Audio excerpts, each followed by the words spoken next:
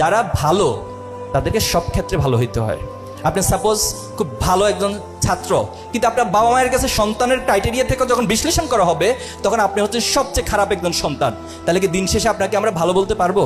পারবো না। আপনি খুব হাইলি সিজিপি আপনার, বাট আপনার যারা ফ্রেন্ড সার্কেল রয়েছে কেউ আপনার ব্যবহারে কখনো সন্তুষ্ট হয় না, আপনার আচরণে কেউ সন্তুষ্ট হয় না, আপনার প্রতি সবার একটা নেগেটিভিটি সবার মধ্যে কাজ করে, তাহলে তো আপনার এই সিজিপিএ এই সমাজে আপনার বন্ধুদের মধ্যে কোনো ইম্প্যাক্ট তৈরি করতে পারলো না। তাহলে এটা তো দিন শেষে ভালো হলো না।